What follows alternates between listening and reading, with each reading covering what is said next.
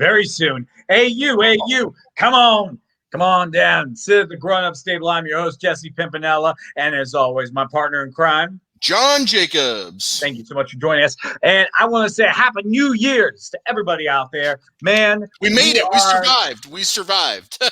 Well, hey, we got like a little less than 48 hours left, all right? So don't fucking jinx this, all right? Worst year in existence, and we survived it. How is that possible? I don't know. I'm right now holding my breath like it's no hitter. I expected December 32nd, or this is a groundhog scenario tomorrow. One of the two. We need this year to be over. Today is our toast and roast of 2020. Yes, that's why we want to see your comments in the comment section. We want to know why you hated this year. We want to know why you love this year. So make sure you give us a comment. So comment. And now, without further ado, we cannot do this show without the next person. This guy not only has been a good friend of mine, he was one of my groomsmen at the wedding. He has filmed his comedy special, soon to be released. More to tell on that. And he was the producer and editor upon my special as well. Please give it up for Mr. Matt Onesti, everybody. Yeah! Fuck you, 2020. Yeah! I like how how Matt comes in. Fuck you, 2020. Yeah, thank you for having me. Thank you for having me back at the grown-ups table.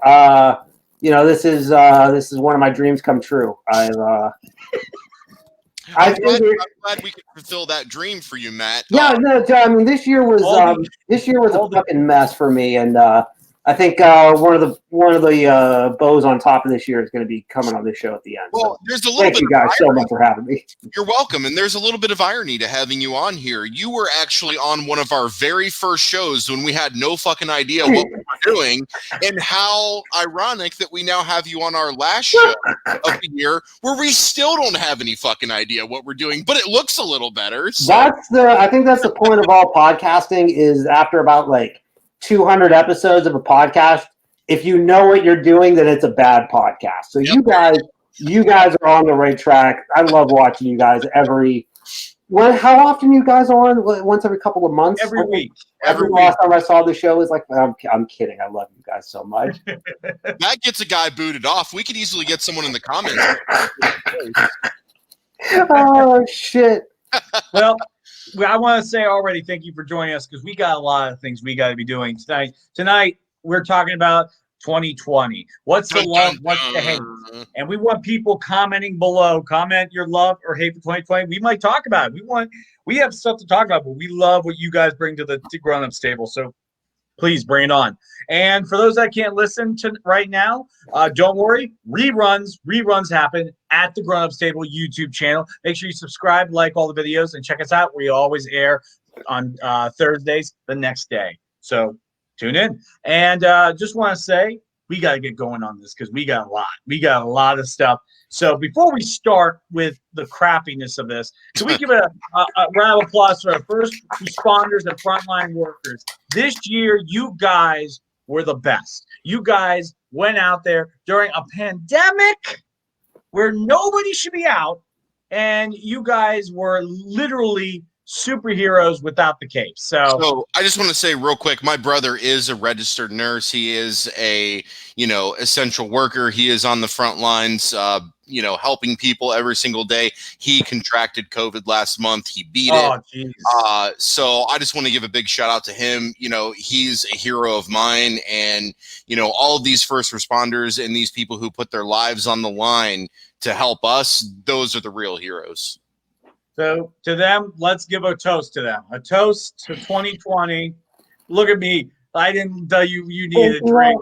I got one behind me, but I have my laptop bouncing on my knee, and it will fall if I move. You could just pretend, Matt. It's cool. I love you guys.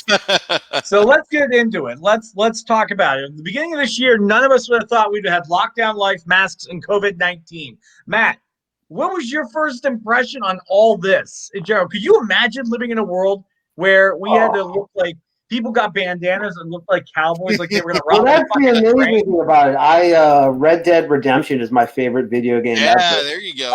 There we go. Yeah, I saw this as like a really unique opportunity to, roll around with masks and cowboy hats. Just sadly, I haven't been able to leave my house for anybody to see that I wear cowboy hats now. You're just wearing cowboy hats like. Man, I have a cowboy hat. I should have put it on for the show if I would have known that. But real quick, just so everybody knows, comment your love and hate. We want to know what was lockdown like for you.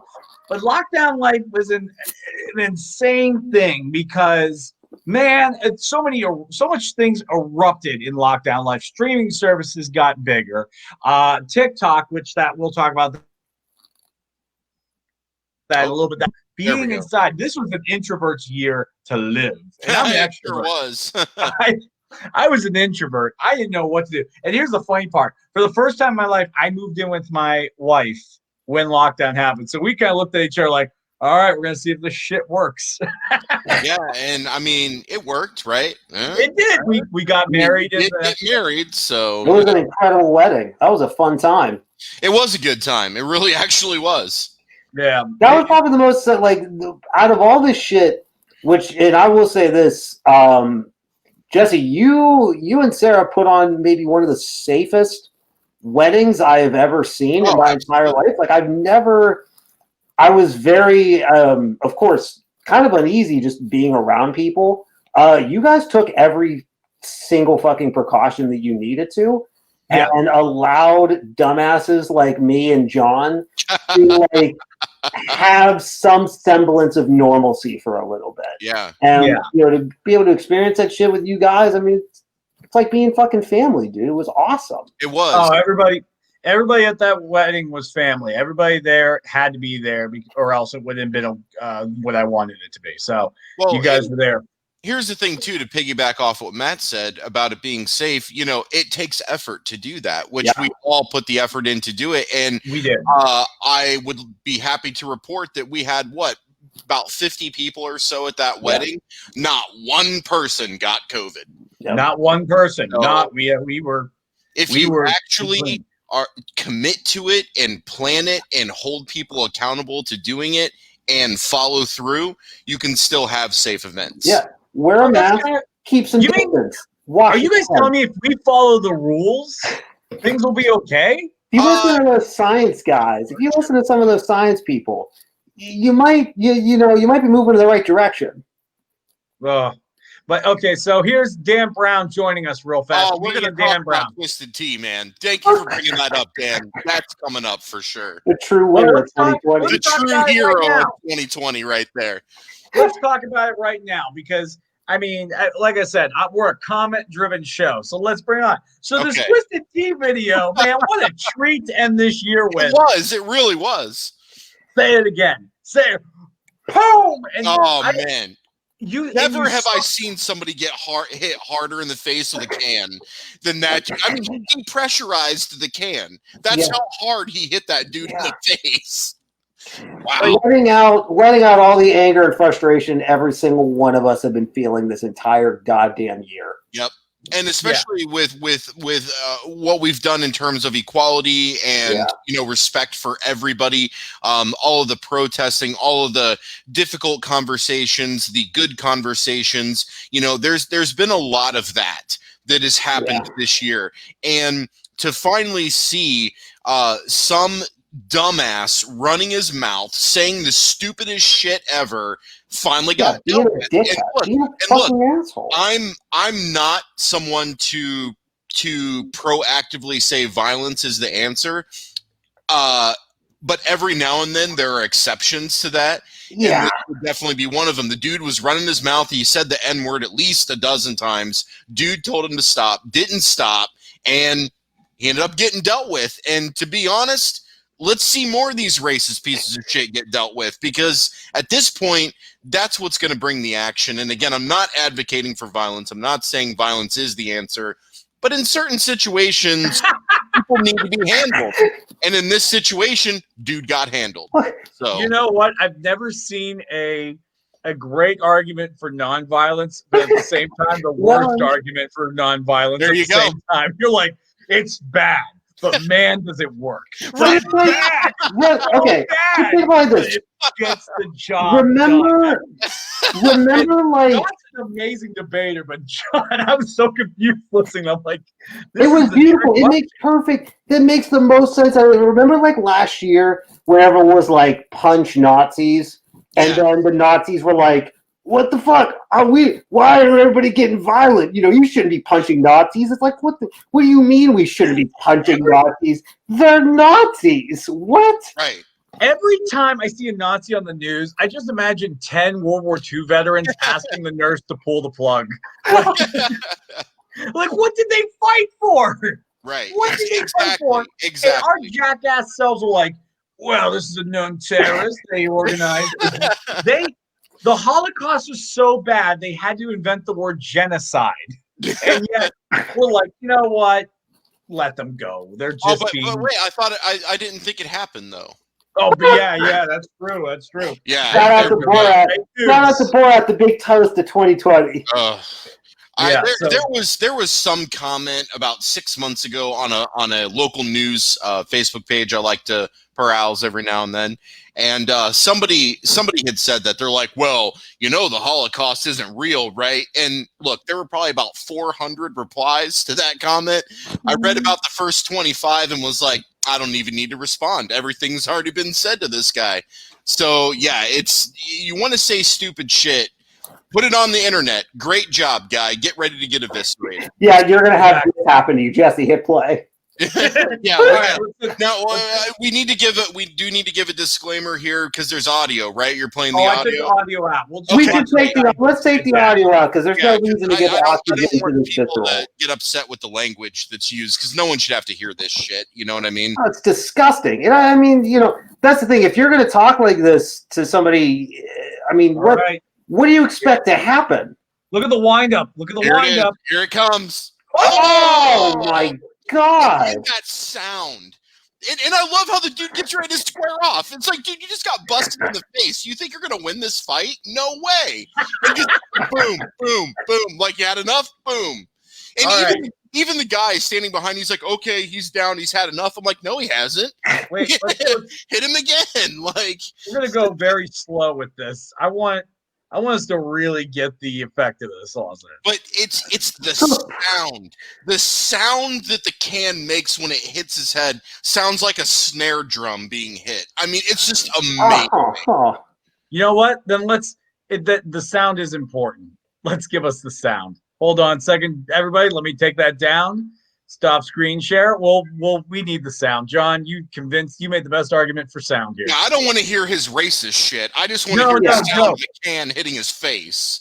So let's see it. So we're going to do it one time in regular speed to hear the pop, and then we're going to see slow motion because I love the fact you can see the liquid fly. Yes. You can see the... Oh my God.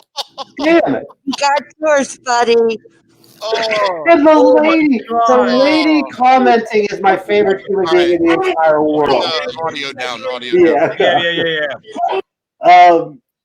That lady is. I want her as a play-by-play commentator for every UFC fight ever. What happened? She was ready for it. And she's like, "Look, dude, you got what you deserved." But I want everybody to really just appreciate the liquid that came out of that can. Wait. So here we go. One more time. Watch right, watching the top left corner. So he drops it, he picks it up. All right, he tried to kick it. Oh, you see the mist?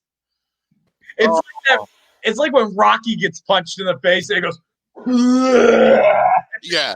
But I said, I love how the dude gets up and like squares off. Like he thinks he's gonna do something. Like, no, dude, you're about to get your ass beat. And that's exactly what happened. Because you're a racist piece of shit. So get the fuck out of here. Real quick, I just as somebody who took I took like 20 years of martial arts. I love the technique this guy's put forth.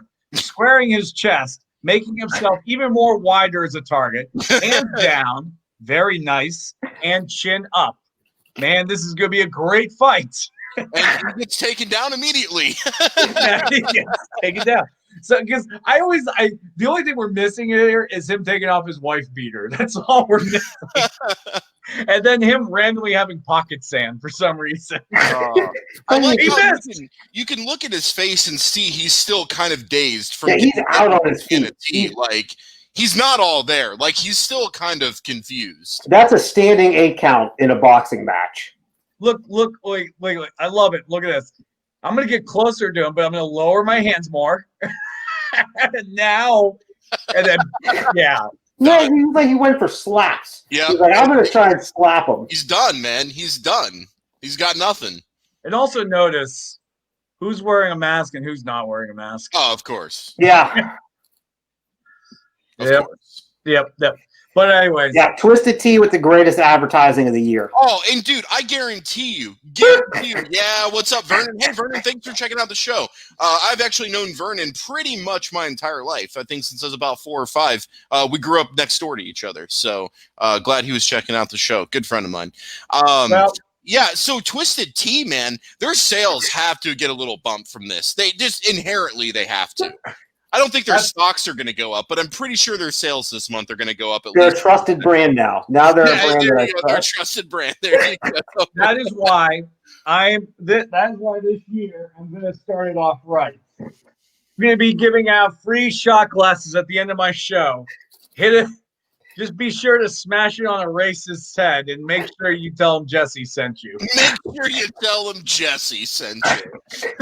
My sales are going to boom, baby. Oh, that's great. All right, so what should we call this? A toast or a roast? Oh, this is a roast of the racist motherfucker and a toast to a real hero who shut that racist up. Toast. Yeah, toast. All right, well. Thank you so much, Dan, for bringing up that topic. And be sure to check out Dan Brown's podcast. Go to his page. He's in the comment section. Just click his, and you'll get all the information. Go to his website. Trust me, one of the funniest dudes I work with. We did so many Comic-Cons before all this crap happened, and I've seen him obliterate an audience of 300. 2 shows. One 300 audience, another 300 audience. Fantastic. And ironically, 300, great comic book by Frank Miller. Anyway, Dan is a great guy. He's done the show with us before as well. Wow. He is extremely knowledgeable about Batman, just like you are. So great guy. And here's the thing: when it comes to Batman jokes, he's like Tony Stark, and I'm like Justin Hammer. Like I can never. Oh God, no one ever wants to be Justin Hammer, man. Who wants to be Justin Hammer? What the hell?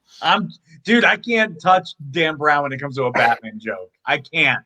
Can't touch him. I won't even try. That's really funny. You know, once we're able to go back to conventions, we will go to Comic-Con. We will dress up, and you have to dress up as Justin Hammer because no one's going to recognize you unless you have like a little Hammer Tech badge on or something. I just have a it just like the technology will be like my cosplay. It's not fucking working. So And then I will be doing Al Borland because I already have the whole costume. So there it is. All right, let's talk about another aspect of 2020. Indeed, what are we doing? Good, bad? Oh, Mandalorian. There we go. So, guys, hold on. Spoilers. They're going to be talked about in the next 5 minutes or so. So, just FYI for anybody watching. I'm gonna have to. This is the most like adorable, beautiful, just like. God damn, this is a perfect shot right here. It just encapsulates so many things on so many levels, both Star Wars and outside of Star Wars. Everybody likes Grogu. Everybody likes the Mandalorian. You put them together into a father-son type relationship, and my God, does this show just work? I love it. It does. Oh my God! But this was just a beautiful moment when they're flying together. I can't really say anything would really top this. It's just adorable, man. You know what it is? It captures the right spaghetti western style that the original Star Wars had. Grogu is an amazing character, and he plays off very cute effects. I think one of the most brilliantly written scenes is when he learns Grogu's name and they're in the spaceship, and he's like doing what when your dog learns the name Grogu. Yeah. And he finally looks. He's like, okay. Yeah. But and I always the one thing that came from this is also the greatest internet memes. How Grogu survived what I like to call the Columbine Jedi School from Executive Order 66. Columbine? Oh, man. I call it that. It is it not? Okay, two reasons why it is. You're right. You're absolutely right. It is the Columbine of the Star Wars universe. Like, he had a bad day in his Jedi temple because he wasn't allowed to be a master. He came back to school with a lightsaber, right? And let's face it. We should not be laughing at this, but Put them all in a line, have him a lightsaber. Anakin Skywalker, did he not look like the poster child of he had the short blonde hair, Aryan scar and shit. He was all full of angst. Yep, that's what he was. He was that's what it was. Do you think he read Catcher in the Rye right before he stormed the Jedi Temple? Kill the ponies. I have no clue, but he has that like stream of consciousness because he was creepy the whole movie. Like the moment he saw, he was like lurking and shit, and like had those crazy eyes all the time. The second movie, he hasn't seen Padme in 10 years. First thing he says, "I dream about you every night." Like that's some serial killer shit. Clearly, Anakin's of age to take care of himself. So he basically just told Padme she was his spank bank for the last years. Well, can Jedi do that? Look, they can't fuck. So what do you think they got to? They've got to get off every now and then. What do you think they do? Like priests, like well, that's a bad thing. I'm pretty sure they do it too, man. I imagine they follow the same rules that priests should follow. That's the rule. Yeah. I mean, or else the Jedi Temple could be in trouble. I just don't think 100% celibacy, including taking care of yourself, really truly exists, because there are just inherent things that are just a part of different species. And a species like us, when we can recognize pleasure and also understand how to give it to ourselves, essentially, when we want, even if someone was completely prohibited from having physical, like sexual intercourse with somebody, the option to do it to themselves is always there. And I understand the commitment you make, and you may not out there be, banging bitches if you're a priest, but I guarantee you, even if it's only once a year or on birthdays or holidays, it's still happening. I'm not buying it's 100% for their whole life. I'm just not buying it. Fine, let's just put this out there. Right? Let's just put this out there, and let's see what people think. But let's keep talking about we had a very surprise character show up in season 2 of Mandalorian. Still talking about spoilers in case you're just joining. And that particular Jedi is also getting her own spinoff, which is Ahsoka Tano, which I was so happy to see her show up. Rosario Dawson playing her. Absolute perfect match. Can't imagine anybody else doing it. Love the white lightsabers that she had. I don't understand why they chose to do the visual effect and sound effects differently on her sabers than the traditional lightsaber effect. The only thing I can think of is because she got kicked out of the order, and I think she made those after, so maybe she had to use different materials that would cause them to have a different sound. But then at the same time, when Luke made his green saber after Empire Strikes Back, it had the correct, lights and sounds. So I was a little confused why Ahsoka's were different, but I can let that go. I would say, here's what I think. With Star Wars, when it comes to those rules, I think the sound, with saber, Samuel Jackson asked for a purple saber so he could find himself in a battle. And are you not going to give Samuel L. Jackson what he wants? Right, exactly. True. He's the motherfucker with a saber. And look at it this way. The best thing to come out of those prequels was the fact that everybody had to call Samuel L. Jackson Master. That's the best thing that came out of those prequels. We just didn't get motherfucker. That's the word. Everybody wanted it so bad. And look, Revenge of the Sith was PG-13. You are allowed one F-bomb in the PG-13. They should have put it there when he was getting shocked. Oh, motherfucker! And then boom, out the window. That would have been beautiful. Oh my God, that would have been perfect. That would have definitely worked. I mean, because whatever. But Woulda, coulda, shoulda. But going back to this, one of the things that this movie had that I think the other movies have lacked is just heart and simplicity. Yes. Yeah, I mean, it's a simple show. Yep. And the best part is, just like the original movie, you know, it was full of outlaws and bad guys. You know, Han Solo was a smuggler. You know, he was a nerf herder, as we should say. You know, Mandalorian. I mean, how many good guys are in the show? Probably only Grogu, if you think about it. And I also like the fact that with what you're talking about, with between the heroes and the villains, and sometimes heroes are villains, and sometimes villains are heroes, and sometimes they're neutral characters. And that's what I like about Mandalorian is with the path you're going down is that some of these characters aren't necessarily defined, and their definition comes in time, or you never get the definition. Just like the Marshal who was using Boba Fett's armor. I have no fucking idea who that guy is, what he's going to do going forward. Are we going to see him again? Is he going to be good? Is he going to be bad? You don't know enough about him. You know enough to get through the story, but then you think about this guy. Well, where was he before this? What's he doing after this? Like, and that's what I like about it. It makes me think about these characters that they're introducing, and it also demonstrates that you can still make new Star Wars look and sound like old Star Wars, which, to be honest, is all anybody wants. You know, well, he's an old character technically.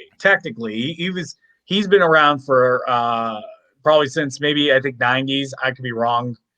Somebody correct that. He's a big character. I just can't remember. He's from the novels.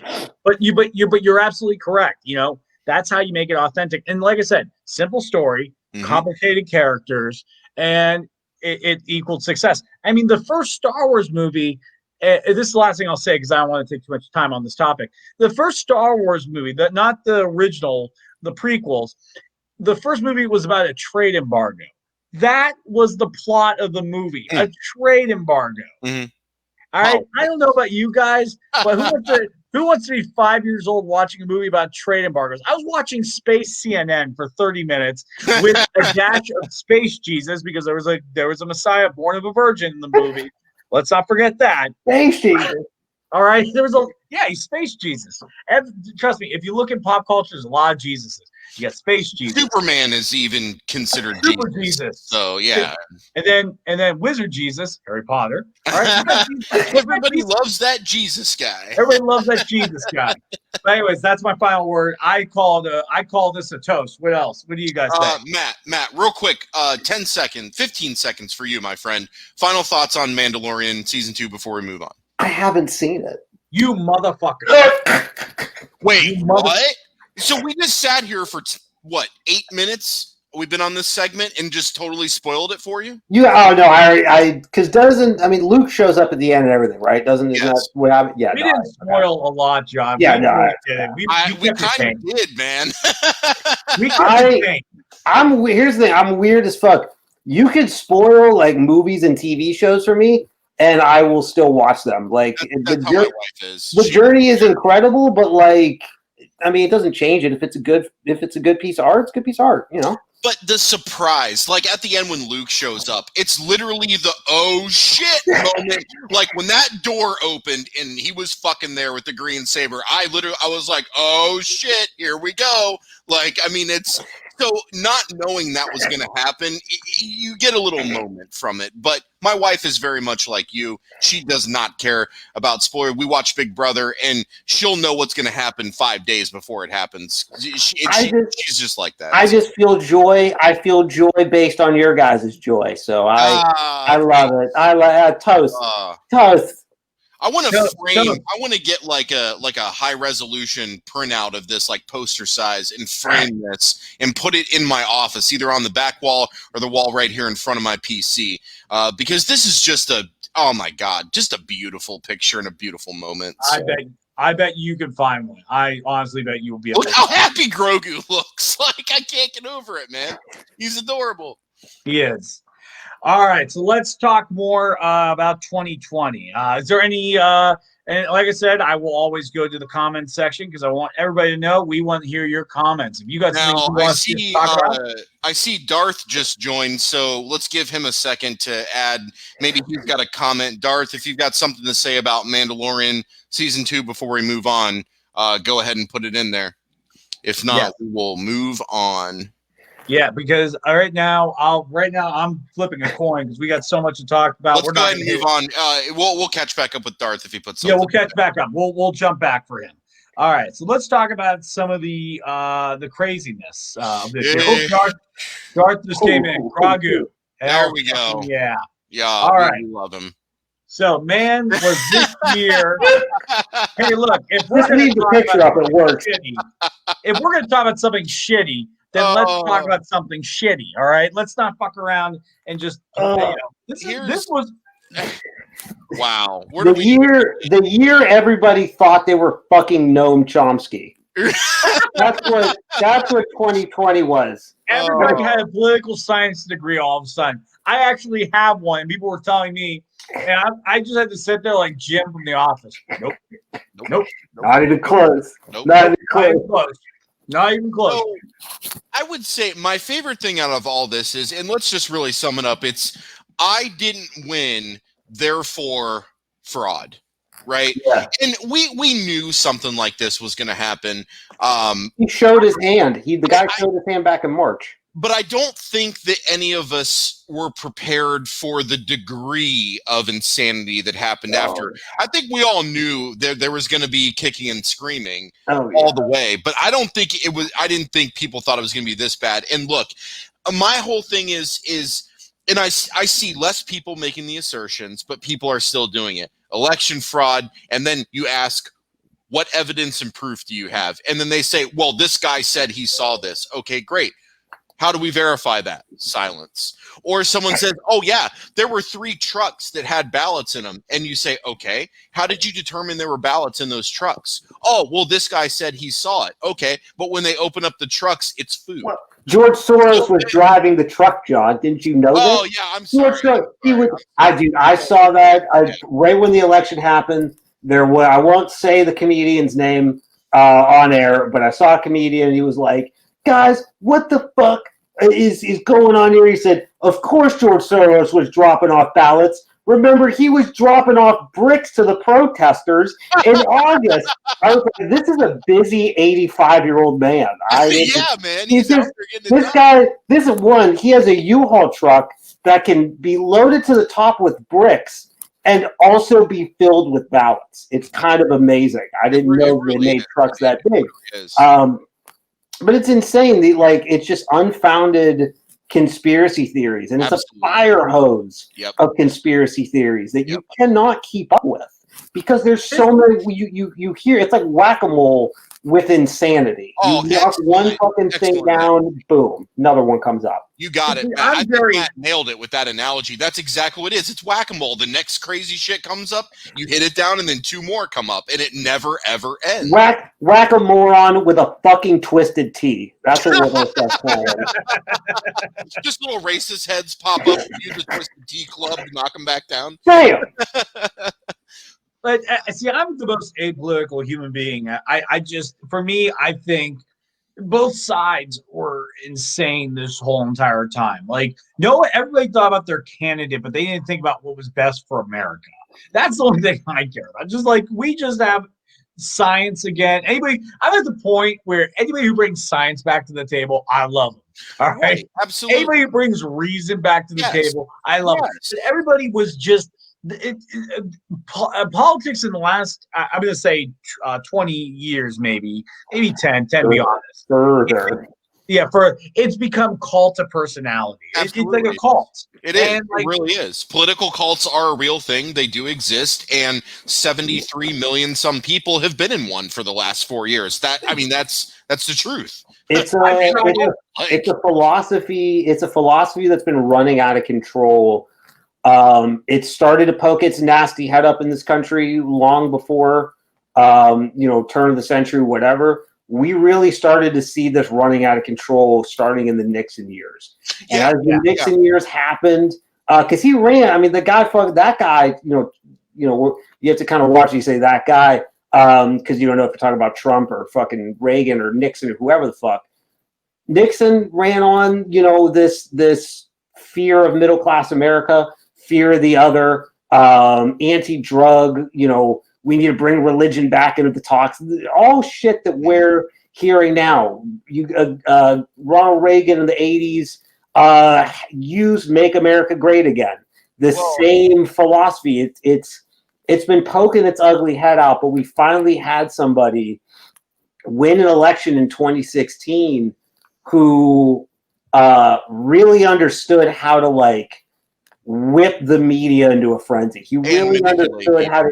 Yeah, he understood how to manipulate. QAnon is oh my God, that is the biggest consequence that came from all this, because that is something. I don't know, it's something that I feel like I've kind of been aware of since middle school or high school, because of Reddit would always talk about it. It was something that was on 4chan, I think. But these corners of the internet were kept in the corners for a reason.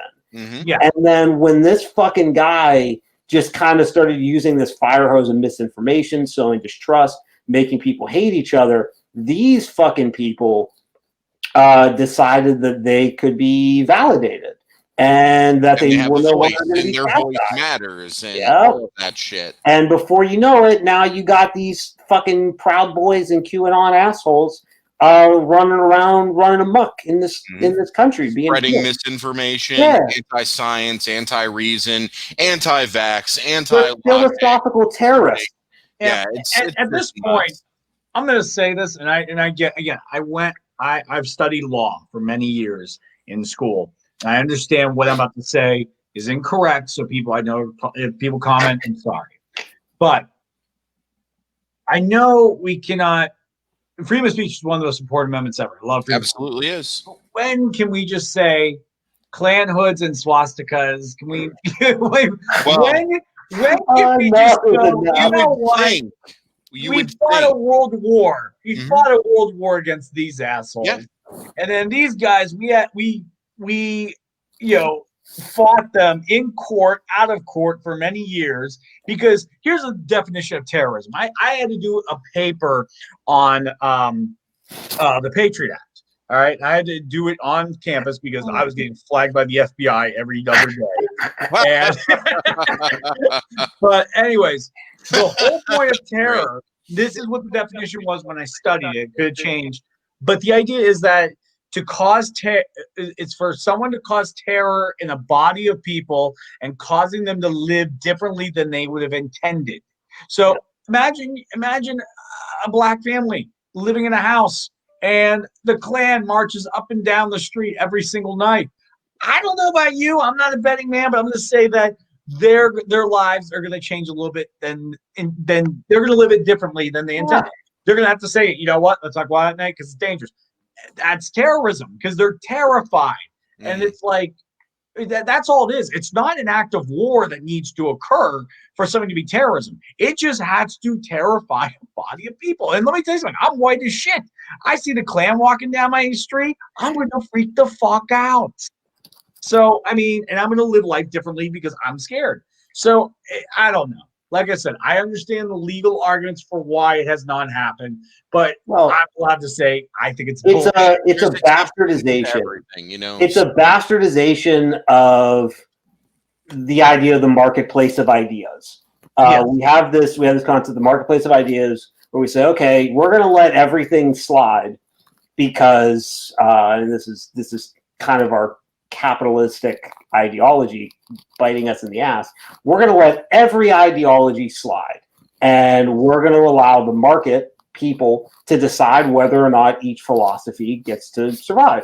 Because if the philosophy is crazy or insane, it assumes that people are rational, people can think critically, people have a sense of justice. They are able to define what justice is for themselves. That's a big one. And that's a big one right there. That's where the marketplace of ideas fails, because most people, if you ask them, if I say, tell me what your what your code of ethics are. Tell me what your idea of justice is. They're not going to be able to explain it.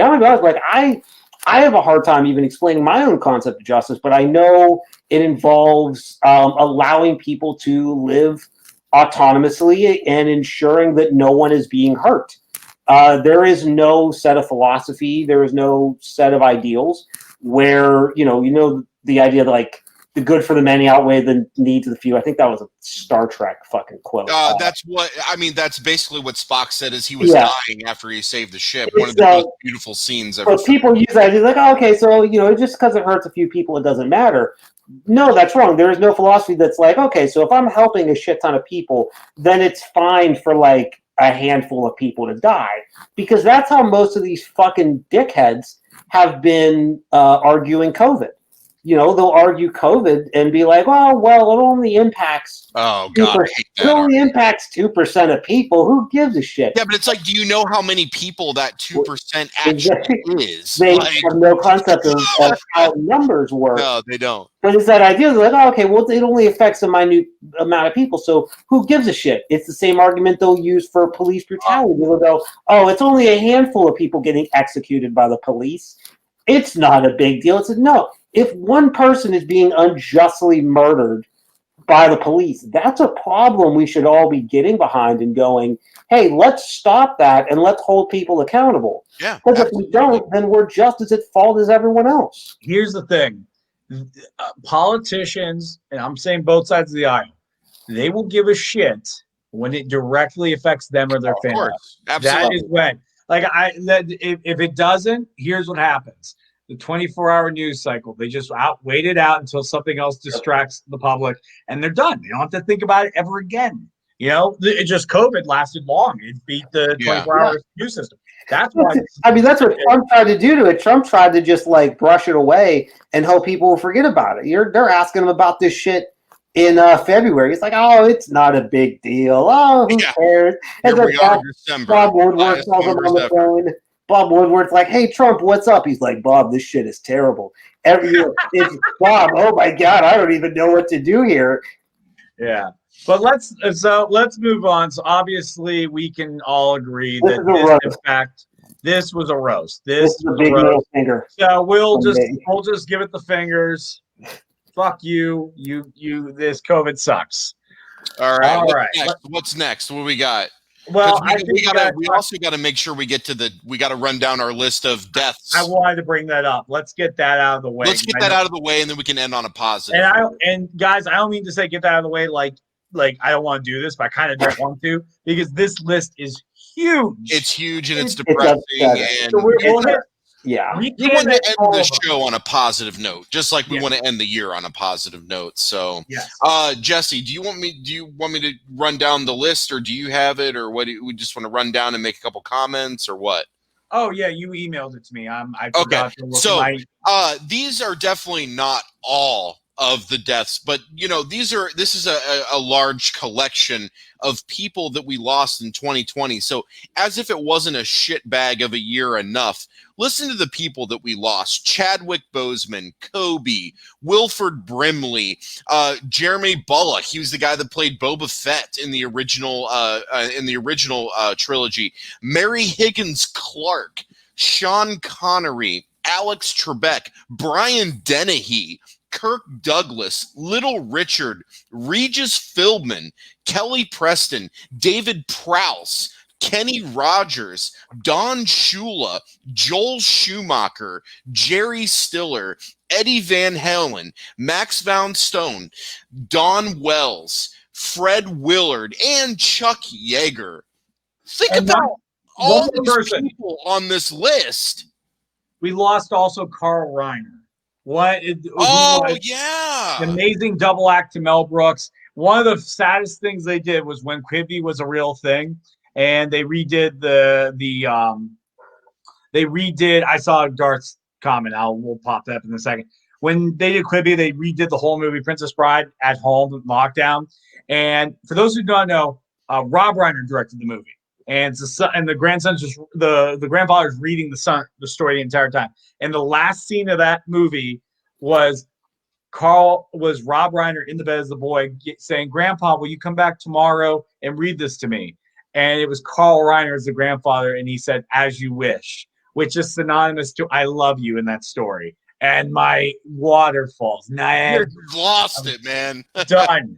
But yeah, but Darth brought up another person, a couple persons. Marianne from Gilligan's Islands today. We got that Don RBG. Yep. Yeah. I don't know if you guys are wrestling fans, but we lost Brody Lee. And Pat Patterson. 2 days. Pat Patterson too. Yeah, we lost Pat. We lost Pat Patterson. I think Road Warrior, Animal. Oh yeah, I think you're right too. Yeah, it was Hawk or Animal. I think Hawk. I think it was Hawk died this year. Yeah, just oh man. I'll tell you what, Brody Lee's really been messing with me. That dude he was having a resurgence. I've been watching a lot of AEW since they started last year. This dude came in from WWE, was given a platform, never performed in front of a live audience. He made his debut on AEW during the lockdown era and became one of the best heels I have ever seen. Wow. I didn't watch any AEW, so they were giving wrestlers freedom to kind of do their own thing, write their own promos. And Brody Lee tapped into a style of promo that I have not heard in a long time. It reminded me of like those enraged 80s promos where these dudes were coming off and they were just, minus the coke addiction.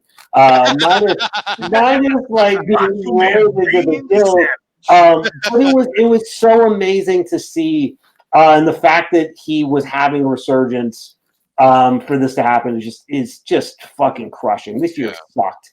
This year lost so many people. Yeah, I got it recording, Darth. I highly recommend everyone tune in after this and check it out. It's going to be a heartbreaker. They let his son book one of the matches with all of his favorite wrestlers, just because, just as a little tribute for him. That's pretty cool. It's beautiful. And like I said, this year was rough because, I mean, it took a lot of people by surprise. I mean, while Sean Connery was 90, we never expected him to go, man. I thought he was going to hang on at least another 5 or 6 years. I mean, that was Mahone from Untouchables. That was his Oscar-winning role. And then, like, Chadwick Boseman. Do you remember? That was rough. I must have refreshed my page 30 times that night. I was like, I hate these hoaxes. And I refreshed it.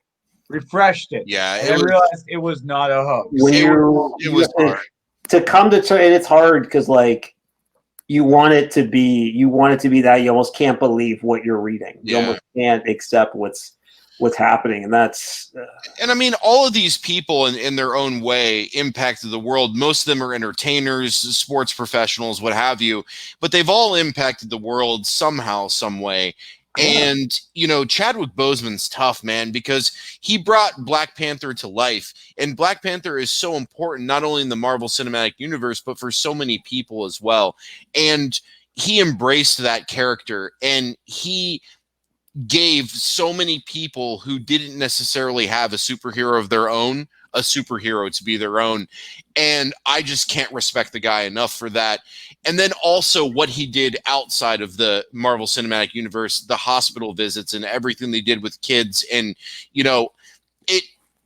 it takes a certain person to do that, because I'll be honest, if I were in a position to where I was going to the hospital and I was, trying to bring cheer or joy to a child who is terminally ill, I don't know if I could do that, because, that affects you emotionally, and he was able to do it, and not everybody can do that. And I mean, the guy was just straight up in and out, and it's really tragic with what happened, how quickly it happened. Wasn't he filming? Wasn't he still filming movies like while he was receiving treatment? Like, the dude was a fucking Badass. He was getting treatment and then going to work. Like, he didn't even really stop, which, I mean, just speaks volumes to his character. And I'm really glad that Disney decided to carry on and kind of take Shuri up and have her assume the mantle instead of just not doing one or doing CG or writing in a new character, what have you. I think they really did the right move in moving her up to assume that role. And we can really honor, T'Challa and Chadwick Boseman the way it needs to be. So, yeah, rest in peace. Let's not forget Marvel, how they did an opening. They did an opening just like what they did with Stan Lee for that Captain was so Marvel. Beautiful. Oh my God, that opening was amazing. I think we can end the memorials on this kind of note, because this is a beautiful note to end it on. Yeah. So while this is a roast that we hate this, let's toast to Wakanda. Because you know what? Wakanda, there we go. Like he gave us, and that's the one thing I like. Kevin Smith has said on his podcast is that while they're gone, they left so much for us. Absolutely, I agree. So we have a way to keep them alive by legacy. It's a legacy you leave behind. Darth says Chadwick has one more appearance as Black Panther in Marvel's What If series. I'm actually looking forward to that. I didn't realize that. Thank you, Darth. That's actually something to really look forward to then, and that's going to be even more special. Nicole says, I totally agree, Nicole. Hey, wedding partner. Yep. See, more people from the wedding. Let's what are we doing now? Are we gonna transition into the surprises? I feel like I'm not gonna get to say my piece about Wonder Woman on this episode, which is okay. No. Hold on. It's okay because we're running out of time. I don't want to rush that conversation because there's so much to talk about on both good and bad. So let's just say this. We'll do a Wonder Woman episode in the very, very, very near future. I would like to close out on one of the best things that was gifted to us in 2020 that nobody asked for, nobody knew until it came out. And what was that? It was Tiger King with our guy, Joe Exotic. Wow. What a fucking... You can't make this shit up. You cannot make it up. And the first time I've watched this 4 times now total, through. And the first time I watched it, I just couldn't believe this shit. I'm like, what? It's a mockumentary. I got past the first time. Wow, this is the best mockumentary I've ever seen. Do you remember when Joe Exotic ran for president in 2016 and he did that campaign video where he was like, oh, yeah, I'm gay and I'm good with that and I'm not cutting my hair and I'm not going to wear a suit and I've got a judgment against me from this bitch down in Florida. And, like, the whole time then it's playing, like, the Hulk Hogan entrance theme song. Like, that was the best campaign ad I've ever seen in my life. But then when you watch this documentary, you're like, holy shit, Joe Exotic was a total douchebag. He was a piece of shit. And then everybody's doing meth. People are dying. They showed a suicide. They showed a live suicide. And then Saf, he gets his arm ripped off. And instead of going through 2 years of reconstructive surgery to save his arm, he says, oh, no, cut it off. I got to go back to work. He's back to work in 4 days. Like, dude, that's the most loyal, dedicated, and hardcore employee. Any employer in America should be willing to hire that man. Because he has the best work ethic I have ever seen in my entire life. Like, we all woke up this year, including myself, where I'm like, I think I'm going to die. Can't come in. Everybody's like that. He's like, oh, my arm got ripped off. I'll be there on Monday. Like, and here's the worst part. Traumatized by the thing that he has to work with forever. Yes. Yeah, it's like, that is crazy. He has to work with a tiger every day, thinking like, "Oh, that was the one." Because you gotta admit, you got my. He probably knew the one. Because the one was kind of like chasing around like the crocodile who got Captain Hook's hand. Like, so what do you think? Like, of this docuseries, what do you think was the most like number one thing that stuck out? Would you say it was Seth's arm getting ripped off and then going back to work like 5 days later? Would you say it's Joe Exotic using the expired meat in his pizza and then feeding that to the guests? Or would you say the suicide that was captured on film? I feel like those three are really hard to determine which one is the number one, like most what the fuck just happened. I'm going to take it a step further. Yeah. I think the suicide was obviously fucked. Yes. I think the most fucked up thing, though, that went along with that was Joe Exotic's eulogy at his dead and his recently committed to, like, his husband just killed himself. Mhm. And this fucking guy takes the mic and starts talking about how wonderful his dead husband's balls and wiener was. Yeah. In front of his grieving mother, just right there. Yeah. That shit, chef's kiss. Yeah, he's just not a good person, and you know there might have been good intent there, and maybe he was a good person at one. It was beautiful. It was the most. I want a eulogy like that when I die. that just talks about your cock and balls. Like, man, Matt had the biggest log I've ever seen. Listen, Like a nub. He always known for that log. anytime I looked at a fire hydrant, I got PTSD thinking Matt's dick. That's what happened. Oh man, Matt's just got a fire hose in those pants. I don't know why PTSD was involved.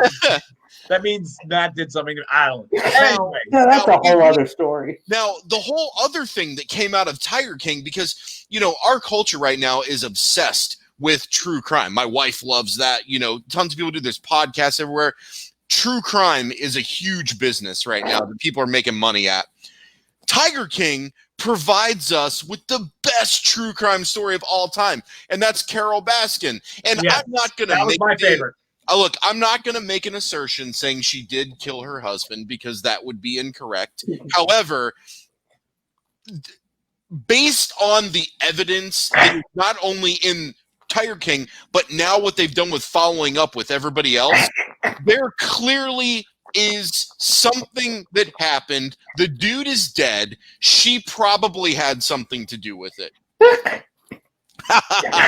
So I'm not going to say it. I found this piece of paper on the floor. I don't like to make assertions on subjective things like that because I advocate for other people to not do that. So we don't have a body, right? We don't have a smoking gun that definitively says that, but there are enough pieces of evidence you can put through to where you can at least deduce that something did happen to him and she probably did have something to do with it. Didn't she change? Wasn't he like trying to take her out of his will? Yeah. Like right before he that magically disappeared. Yeah, that was one of the biggest ones right there. Oh, what's this? Oh, it's motive. Yeah. But and then they put her on Dancing with the Stars. Like, what the hell, man? How does Carol Baskin get on Dancing with the Stars? Like, they should have let Joe Exotic out of prison on work duty. I would have much rather watched that motherfucker do Dancing with the Stars than Carol Baskin with her crazy eyes. And it always bothers me the way she says her name. She's always like Carol. She says her name like Carol, and I'm just like, oh my God. Watch her interviews. Watch her interviews in the Tiger King. Her face and her eyes are screaming, "I murdered that son." Yeah. Like, I've never. Like, okay, I wanted my goal in life is to be a filmmaker and a comedian and be a director. I don't know if I could ever direct somebody to have eyes that are quite like that. To have I fucking did it eyes. She's the I did it eyes. I like that. That's good. That's really good. It's just here's the thing. Like, man, that when that episode came out, it was probably the third episode into that whole thing. Something like that, yeah. Yeah, me and Sarah, we get done with the second episode. We're like, all right, let's take a little break, and all of a sudden, but now you'll know murder. And then I took out a little thing. I'm like, murder, you say? Right. It's like Carol Baskin killed somebody. You're like, what are you But it's like it's spawned this whole thing now. There's like people on the case. There's like all these because in true crime, like authors investigate crimes and hobbyists investigate crimes. Now they have all these true crime podcasts. So all these podcasters are investigating all these crimes and stuff. So you've got all these people now who are up your ass and on this case. I'm confident at some point in time it's going to come out.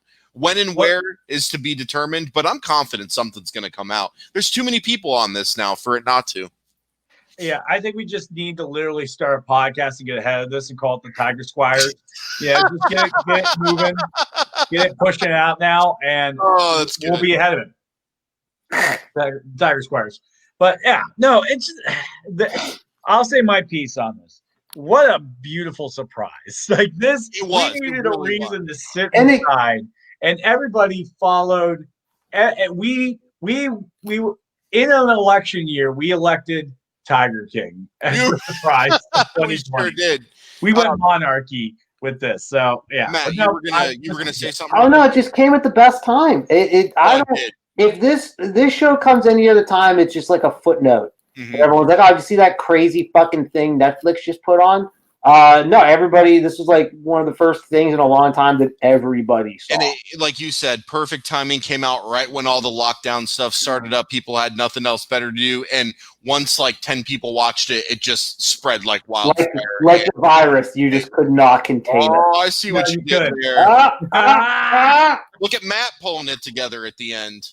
There it is. There it is. But anyways, guys, we've had so much we could have talked about the show. But 2020, literally, I'll say this. A meme best describes 2020. It was like, all right, let's get some events ready for 2020. Oh, I put in the oven the next 10 years of events in 2020. It's like, what? So we had a 10-year amount of events happen in 1 year. We really did. We learned how to talk on Zoom. We had great shows like The Boys, which we'll have to do an individual show. Drive-in movies came back. Streaming services dominated. Check out Death of 2020 on Netflix. I know I got to check that out. It's great. It's so good. I just want to say to everybody real quick, watch Death of 2020. It's a factual documentary about this year. However, it's presented very satirically, and its cast are real actors playing fictitious characters. So the way they present it, the information to you is very entertaining. It's very comedic. But at the same time, when you're watching it, you're just like, I can't believe all this shit happened this year. Like, it's just nuts. Yeah, no. Let's see. Alec Baldwin's unemployed from SNL. Finally. Because his Trump impression was just so good. TikTok is still a piece of shit Chinese app that's data mining everybody. We had wildfires in Australia. This year went up. This year went up in flames like a West Coast gender reveal party. Yeah, and then we had gender reveal parties killing people. Like, what the hell is going on?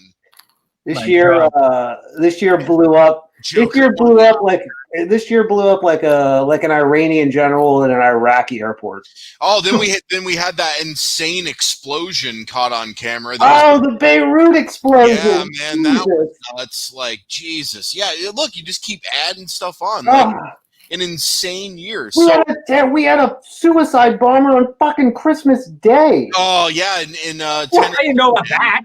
Oh yeah, we had a guy in an RV pull a fucking terrorism. You didn't see that, Jesse? No, I didn't hear about that. What happened? Oh, dude, it happened Christmas Day. He blew himself up in a van, like he was trying to do Oklahoma City, man. Yeah, he gave his RV was playing a warning. Gave a 15-minute warning to everyone. Yeah, and they were to get out of there. It was like some real IRA shit. Like, fucking terrifying. Yeah, so. As we wrap up here, what's one thing we're looking forward to in 2021? Matt, you go first. Getting back on stage and getting out of the goddamn house. Dude, I totally agree with you. And I've been thinking about coming out and doing comedy again. I've taken a couple years off, and I really want to get back at it. So I agree with you, sir, 100%.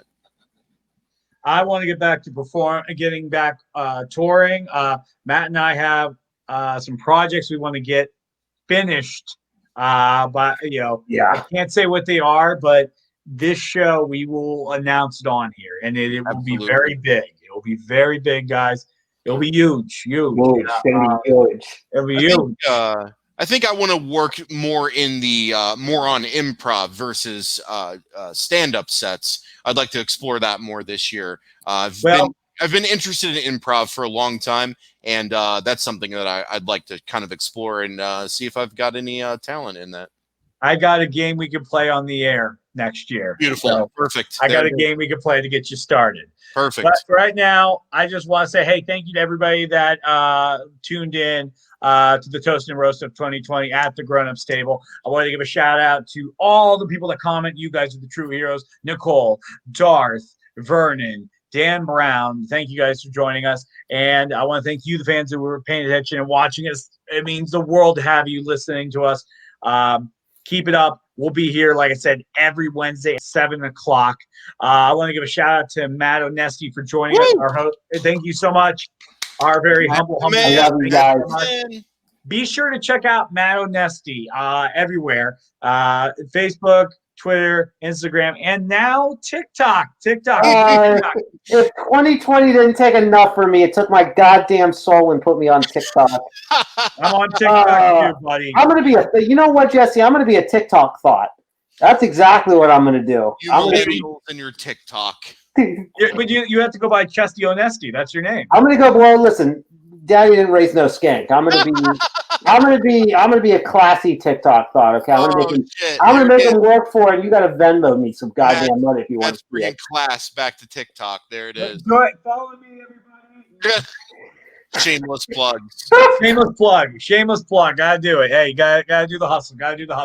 But anyways, thank you guys so much for joining us. Appreciate it. Give it up for Max Rowland, our graphic designer, and Vance, the producer, as always, helping us make this show happen.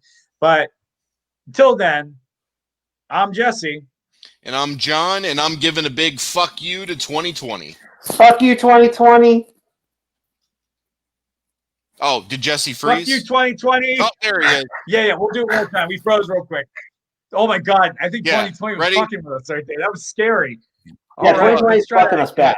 Here we go. 1, 2, 3. Fuck you, 2020. 2020. 2021 is going to